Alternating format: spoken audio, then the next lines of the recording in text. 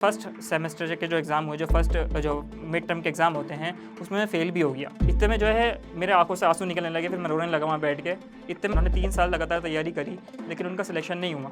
अब मुझे कहीं न कहीं ये डर भी था कि शायद मेरा सिलेक्शन होगा या नहीं होगा, क्योंकि मैंने पहला टेस्ट दिया अपना ऑफलाइन टेस्ट सीरीज़ का, तो मेरे 591 मार्क्स आए फिर से, जो मेरे नीट में आए थे। तो मैंने सोचा कि यार मैं कोई गलती फिर से कर रहा हूँ क्या? मैंने क्या गलती कर रहा हूँ मैं? मैंने कभी कोई भी टेस्ट मिस नहीं करा अपनी पूरी जर्नी में, लेकिन फिर भी मेरा उस साल सिलेक्शन नहीं हुआ। Hello everyone, this is Sayyid Usman. Currently, I am a first year medical student at Vardhaman Mahavir Medical College and Safdarjung Hospital, Delhi. NEET 2023 में मेरी रैंक 1953 आई थी और अभी मैं वर्धमान महावीर मेडिकल कॉलेज में फर्स्ट ईयर मेरा कंप्लीट हो गया है ऑलरेडी और अब मैं सेकेंड ईयर में स्टार्ट करने जा रहा हूँ। और अगर मैं आपको अपनी जर्नी के बारे में बताऊँ शुरू से, तो मैंने फर्स्ट टू फिफ्थ क्लास तक अपना जो है प्राइवेट स्कूल से पढ़ा था। बिल्कुल एक मैं एवरेज स्टूडेंट था और फिफ्थ के बाद जो है मैंने स्कूल बिल्कुल छोड़ दिया था अपना, क्योंकि मैं हाफ़ज़ा कर रहा था। हाफ़ज़ा का मतलब होता है कुरान को बिना देखे पूरा याद करना। तो मैंने वो पूरा कर लिया। 6th 7th 8th मैंने नहीं पढ़ी, उन 3 साल के अराउंड मैंने वही करा था सिर्फ़। जब वो 3 साल के अराउंड मैंने स्कूल को बिल्कुल छोड़ दिया, तो उस टाइम पे मेरे बेसिक्स वगैरह बिल्कुल ख़राब हो चुके थे। मतलब मुझे इवन मल्टीप्लाई, डिवाइड भी ठीक से नहीं कर पा रहा था मैं। फिर जब मैंने 9th क्लास में दोबारा से एडमिशन लिया, तो मुझे बहुत स्ट्रगल हो रहा था सारी चीज़ों को सीखने में, क्योंकि सब कुछ ज़ीरो से सीखना था। और 9th क्लास का जो फ़ेज़ आता है, वो अच्छा खासा डिफरेंट होता है 8th क्लास से या फिर 6th क्लास के फ़ेज़ से। तो मुझे काफ़ी दिक्कत हो भी रही थी, लेकिन धीरे-धीरे करके मैंने पढ़ाई अपनी अच्छी तरीके से करी। मेरी बहन जो थी मुझे अच्छी तरीके से पढ़ाती थी, बिठा के पढ़ाती थी। उनका भी खुद का स्कूल चल रहा था, लेकिन स्टिल उन्होंने मुझे अच्छी तरीके से पढ़ाया। इवन 9th क्लास के फर्स्ट सेमेस्टर के जो एग्ज़ाम हुए, जो मिड टर्म के एग्ज़ाम होते हैं, उसमें मैं फ़ेल भी हो गया। लेकिन धीरे करते मैं पास हो गया और काफ़ी मुश्किल लगी मुझे 9th क्लास को पास आउट करने में, लेकिन मैं पास हो गया था। और जब मैंने 9th क्लास में एडमिशन लिया था, तो मैं हिंदी मीडियम में मैंने एडमिशन लिया था, क्योंकि मेरी इंग्लिश बिल्कुल भी स्ट्रॉन्ग नहीं थी। अब जब 10th क्लास में मैं आया, तो मैंने डिसाइड करा कि अब मैं बहुत अच्छी तरीके से पढ़ूँगा, सारी चीज़ों को अच्छी तरीके से करूँगा। और मैंने सोचा कि अब मैं कोचिंग भी जॉइन करूँगा, तो मैंने अपनी लोकल कोचिंग जॉइन कर ली अपने घर के आस-पास की, और मैंने बेसिक से अच्छी तरीके से पढ़ना स्टार्ट कर दिया 10th क्लास को। फिर मैंने फिज़िक्स, मैंने जो है मैथ्स पढ़ी, सोशल साइंस पढ़ी, साइंस पढ़ी। मुझे अच्छे ठीक-ठाक टीचर्स मिल गए थे। मेरी ग्रोथ होनी स्टार्ट हो गई और मैं 10th के आते-आते एंड तक आते-आते मैं फर्स्ट आया अपनी क्लास में और मेरे 88% जो है 10th में मार्क्स आ गए। अब जब मेरे 88% 10th में मार्क्स आ गए, तो मैंने सोचा कि यार अब जो है मैं सोचता हूँ कि कॉमर्स ले लेता हूँ, क्योंकि मुझे मैथ्स पसंद थी। मुझे मैथ्स पसंद आने लगी थी, तो मैंने सोचा कि कॉमर्स ले लेता हूँ। लेकिन यार मेरी बहन ने साइंस ले रखी थी मुझसे पहले, और जो मुझसे कम परसेंटेज वाले लोग थे, जो मेरे दोस्त थे कम परसेंटेज वाले, वो साइंस ले रहे थे। तो मुझे भी लगा कि यार मुझे भी साइंस लेनी चाहिए। तो मेरा तो इंटरेस्ट था कि मैं कॉमर्स ले लूँ, लेकिन मैंने सोचा कि यार ये भी साइंस ले रहे, तो मैं भी साइंस ले लेता हूँ। उसके बाद जब मैंने 11th में साइंस ली, तो 10th तो मैंने हिंदी मीडियम से करी थी, लेकिन जब 11th में साइंस ली, तो वो इंग्लिश मीडियम में शिफ्ट हुआ, तो मुझे वहाँ पर भी कहीं न कहीं दिक्कत आई। और जो मेरा 10th वाला स्कूल था, वो मैंने जो है इवनिंग से करा था। लेकिन जो 11th वाला स्कूल था, वो मॉर्निंग में था। तो शिफ्ट करने के लिए मैंने अपने जो है प्लेस को चेंज करा, और तकरीबन 45 मिनट और 1 घंटा मुझे लगता था पहुँचने के लिए अपने स्कूल में। तो 11th में फिर जो है मैंने अच्छी तरीके से पढ़ाई अपनी स्टार्ट कर दी, और धीरे-धीरे करके मेरी इंप्रूवमेंट होने लगी। मेरी बहन ने मुझसे पहले नीट की तैयारी करी थी, लेकिन उनका सिलेक्शन नहीं हुआ। उन्होंने 3 साल लगातार तैयारी करी, लेकिन उनका सिलेक्शन नहीं हुआ। अब मुझे कहीं न कहीं ये डर भी था कि शायद मेरा सिलेक्शन होगा या नहीं होगा, क्योंकि फैमिली इश्यूज़ भी ये थे कि ऑफ़लाइन पढ़ा भी नहीं सकते वो, फाइनेंशियल इश्यूज़ की वजह से। लेकिन ऑनलाइन बैचेज़ जैसे-जैसे हमें लग रहा था कि रिवॉल्यूशन आ रहा है ऑनलाइन में, तो ऑनलाइन अच्छी पढ़ाई हो रही है, और जैसे-जैसे हमने देखा कि ऑनलाइन अच्छा हो रहा है, तो मैंने सोचा कि अब जो है मुझे नीट की तैयारी करनी चाहिए। तो मैंने ऑनलाइन फिर स्टडीज़ अपनी स्टार्ट कर दी नीट की। उसके बाद जैसे-जैसे मैंने पढ़ना स्टार्ट करा, मैंने बैच ले लिया ऑनलाइन, मैंने अच्छी तरीके से पढ़ा, मैंने सारे लेक्चर्स अटेंड करे, मैंने बिल्कुल पूरी मेहनत से स्टार्ट कर दी स्टडीज़ अपनी। मैंने लाइब्रेरी जॉइन कर ली, मैंने सब कुछ करा। मैंने हमेशा, मेरा कभी भी बैकलॉग नहीं आया, कभी लाइफ़ में मेरा कभी बैकलॉग नहीं आया। मैंने इतनी स्टडीज़ इतनी अच्छी तरीके से करी, मेरा कभी बैकलॉग नहीं आया। उसके बाद जो है मैंने अपनी सारी लेक्चर्स देखे, डीपीपीज़ करी, खूब प्रैक्टिस करी। मैंने कभी कोई भी टेस्ट मिस नहीं करा अपनी पूरी जर्नी में, लेकिन फिर भी मेरा उस साल सिलेक्शन नहीं हुआ। नीट 2022 जब मैंने दिया, तो मेरे 591 मार्क्स आए, और वो ऐसा क्यों हुआ मैं आपको बताता हूँ। मैंने मेजरली 3 गलतियाँ करी अपनी, जो मैंने नीट 2022 में करी, लेकिन नीट 2023 में नहीं करी। नीट 2022 में मेरे जो मार्क्स आए, 591 मार्क्स आए, जिसमें से मेरे केमिस्ट्री में अलोन 115 मार्क्स आए थे, और मेरी केमिस्ट्री वीक थी, जो मैं पूरा साल जानता था कि मेरी केमिस्ट्री वीक है, लेकिन मैंने उसको अवॉइड करा कि कोई बात नहीं, शायद नीट के दिन मेरा एग्ज़ाम अच्छा हो जाए, नीट के दिन मेरी किस्मत अच्छी चल जाए और मेरी केमिस्ट्री अच्छी हो जाए, लेकिन ऐसा नहीं होता। अगर आपको लगता है कि आपका कोई भी टॉपिक वीक है, अगर आपको लगता है कि आपका कोई भी सब्जेक्ट वीक है, तो आपको उसको स्ट्रॉन्ग करना ही पड़ेगा, वरना आपके नीट में वो प्रॉब्लम आपको ज़रूर देगा। दूसरी बात ये कि मैंने ऑफ़लाइन टेस्ट नहीं दिए थे। मुझे ऐसा लगता है पर्सनली, किसी की अलग व्यू होगा, लेकिन ऑफलाइन टेस्ट देना बहुत ज़रूरी है, क्योंकि जब आप एग्ज़ाम देने जाते हो, ऑनलाइन टेस्ट जो आपने दिए हैं वो ऑफलाइन में उस तरीके से नहीं होता। ऑफलाइन में आपके सामने एग्जामिनर होता है और अलग अलग साइन वगैरह करवाते हैं, बहुत सारी चीज़ें बदलती हैं ऑफलाइन में। अगर आपको यकीन नहीं आए तो आप खुद ऑनलाइन टेस्ट दे के, ऑफलाइन टेस्ट दे के देखना, आपको कहीं ना कहीं 100 मार्क्स का आपको डिफरेंस दिखेगा अपने अपने अंदर। तो फिर मैंने ऑफलाइन टेस्ट सीरीज़ बिल्कुल नहीं दी थी। तो जब मैं पेपर देने गया तो मैं पैनिक कर गया और मेरी केमिस्ट्री मेरी ख़राब हो गई। तीसरी बात ये कि मैंने अपनी गलतियों को अवॉइड करा। बच्चे आजकल क्या करते हैं, बच्चे यही करते हैं कि उनको लगता है कि उनका ये वाला टॉपिक वीक है, उनको लगता है कि उनकी फिजिक्स वीक है, उनको लगता है उनके बायो में मार्क्स नहीं आ रहे, लेकिन वो उसके ऊपर वर्क नहीं करते हैं। तो सबसे बड़ी गलती यही करते हैं हम कि अपनी जो चीज़ें, जो हमारी जो प्रॉब्लम्स हमें दिख रही हैं हमारे अंदर, उनको हम वर्कआउट नहीं करते, हम उनको जो है एलिमिनेट नहीं करते। तो आपको, मुझे तो लगता है कि हमें जो है अपनी जो भी गलतियाँ हैं उन सबको हमें एलिमिनेट करना चाहिए।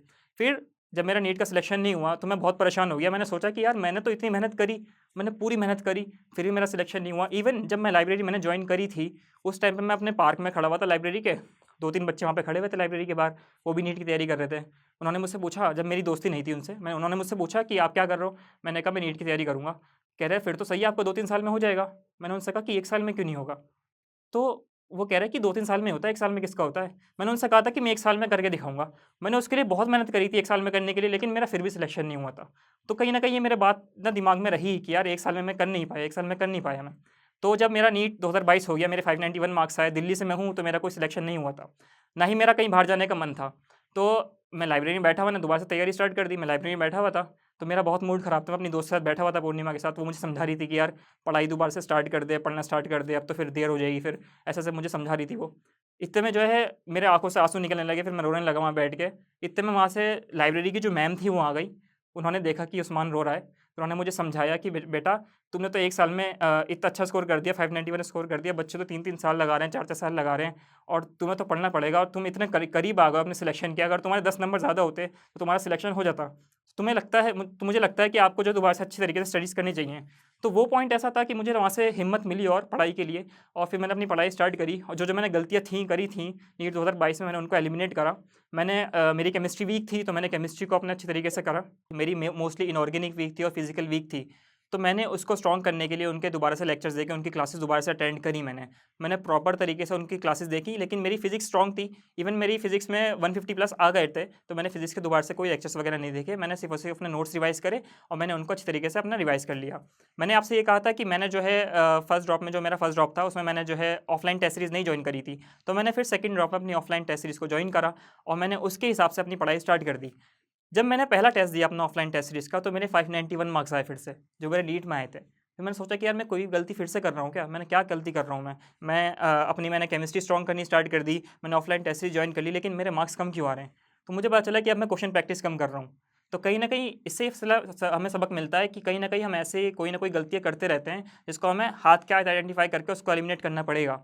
तो फिर मैंने देखा कि मैं क्वेश्चन प्रैक्टिस कम कर रहा हूँ अपनी, तो मैंने क्वेश्चन प्रैक्टिस फिर से बढ़ाई। फिर मैंने मॉड्यूल्स उठाए, मैंने मॉड्यूल्स उठा के सॉल्व करना स्टार्ट करा, और फिर सेकंड टेस्ट में मेरे 650 प्लस मार्क्स आए, और ऑल इंडिया रैंक मेरी उस टेस्ट में 2 आई थी। एलएन का टेस्ट देता था मैं, और एलएन का ऑफलाइन टेस्ट, तो मेरी ऑल इंडिया रैंक उसमें 2 आई। तो मुझे यहाँ से पता चला कि अब जो है मैं सही रास्ते पे चल रहा हूँ।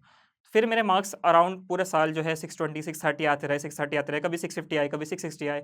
सही चल रहा था, सब कुछ ठीक है, सब कुछ सही चल रहा था। जब मेरा एग्ज़ाम हुआ, तो जब मैंने नीट की तैयारी स्टार्ट करी थी, तो उस टाइम पे मैं सुबह 8 बजे पढ़ने बैठ जाता था, ठीक है? सुबह 8 से लेके 2 बजे तक मैं जो है अपनी क्लासेस लेता था सारी की सारी। उसके बाद मैं डीपीपी सॉल्व करता था, और सारी जो भी था मैं उसको रिवाइज़ करता था उसको।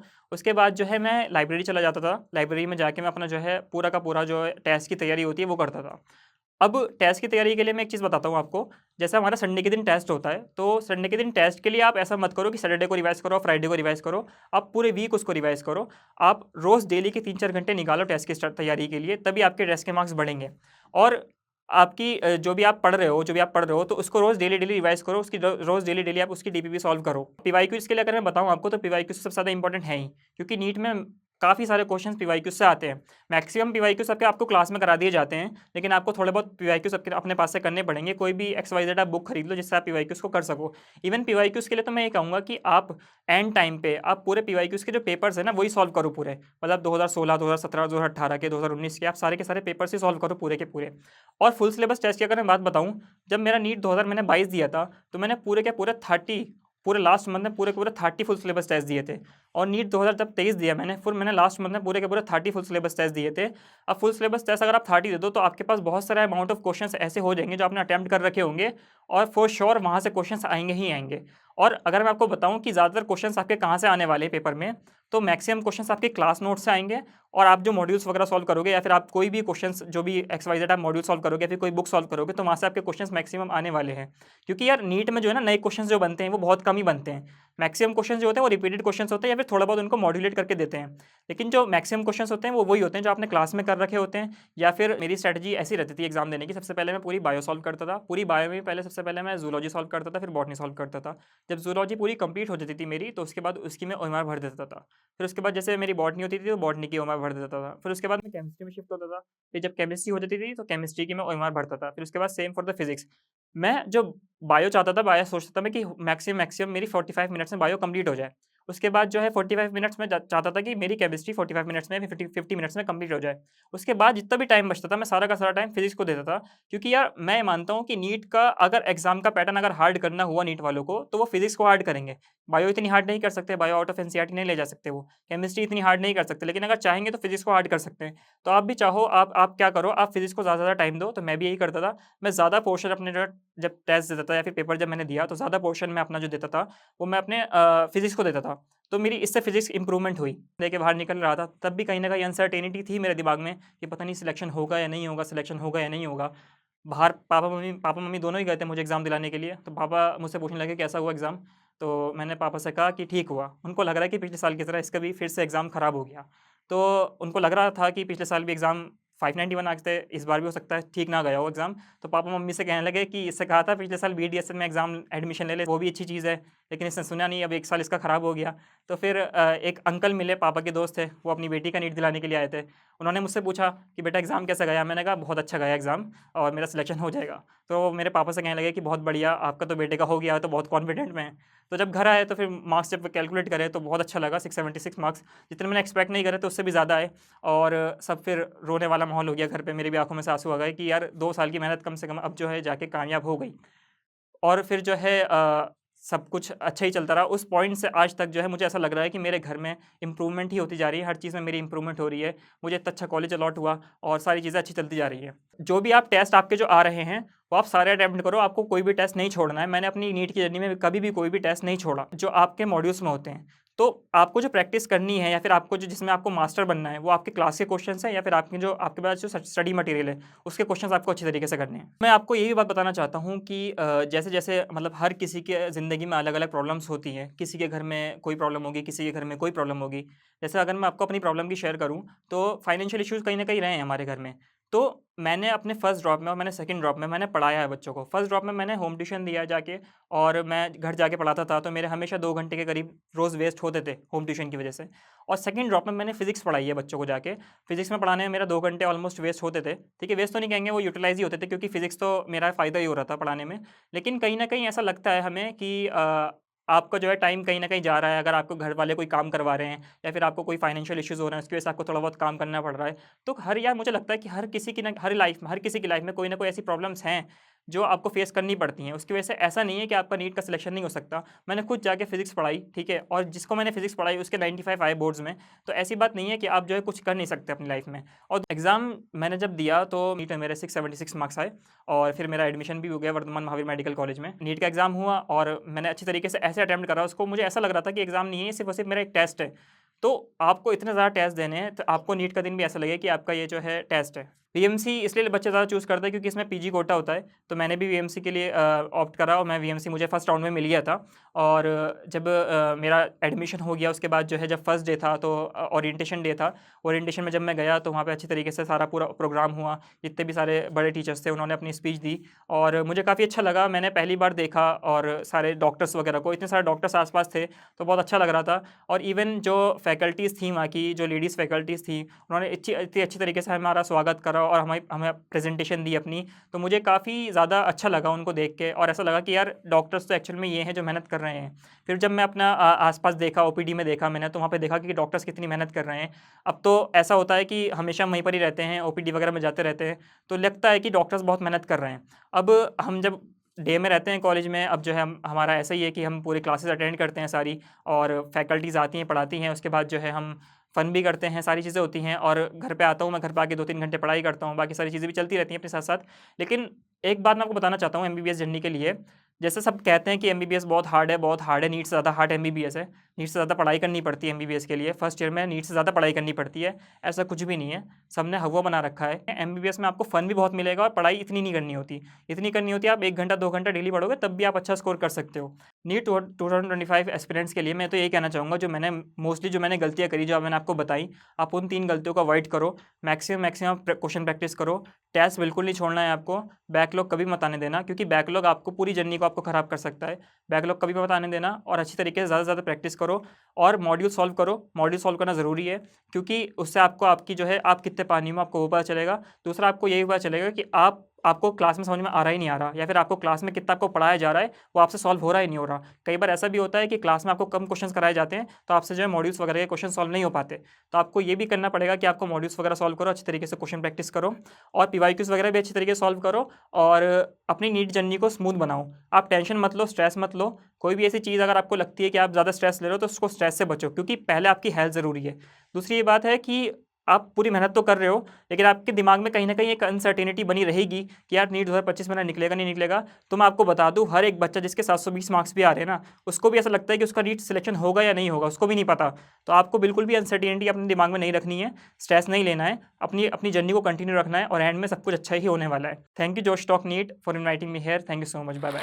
हेलो एस्पिरेंट्स, हम में से बहुतों का सपना है नीट एग्जाम क्लियर करके देश के टॉप मोस्ट मेडिकल कॉलेज में एडमिशन लेना और डॉक्टर बनना। लेकिन ये जर्नी बहुत मुश्किल है, और हो सकता है कि हमारे मन में ये 2 क्वेश्चंस हैं। तो पहला सवाल कि हम कोचिंग कहाँ से लें, और दूसरा सवाल कि अगर हम किसी कोचिंग में एडमिशन लें तो हमारी फीस पर हमारी कुछ बचत हो पाए। और इसलिए बहुत नीट एस्पिरेंट्स ने जोश से रिक्वेस्ट किया कि क्या जोश टॉक्स एस्पिरेंट्स को हेल्प कर सकता है उनकी इस जर्नी में। तो एक कोचिंग और मान गई है, मोशन क्लासेस। वैसे ये नाम तो आपने पहले सुना ही होगा, क्योंकि एनवी सर को किसी इंट्रोडक्शन की जरूरत है ही नहीं। तो मोशन क्लासेस अब हमें कांटेक्ट करेंगी और हमारे क्वेश्चंस को आंसर करने में हेल्प करेंगी। हम घर बैठे मोशन से अपने सारे डाउट्स पूछ सकते हैं, और हाँ, हम यहाँ एडमिशन भी ले सकते हैं। ये बहुत वैल्यूएबल हेल्प होगी उन सारे ही एस्पिरेंट्स के लिए जिन्हें काफी डाउट है कि कौन से कोर्स में एडमिशंस लेकर मेरी नीट की जर्नी को आसान बनाया जा सके। तो अगर आप नीट के लिए कोचिंग लेने में इंटरेस्टेड हैं, तो नीचे एक फॉर्म दिया गया है जहां हम अपना नाम और नंबर शेयर कर सकते हैं, और जोश टॉक्स आपका कॉन्टैक्ट नंबर इंस्टीट्यूट के साथ शेयर करेगा।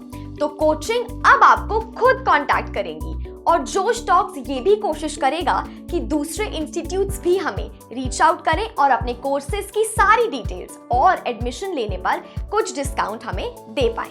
तो अब जोश के स्टूडेंट्स घर बैठे फोन पर गाइडेंस और इंफॉर्मेशन ले सकते हैं, और एडमिशन भी। Best of luck to all aspirants. Josh हमेशा हमारे साथ खड़ा है। जय हिंद।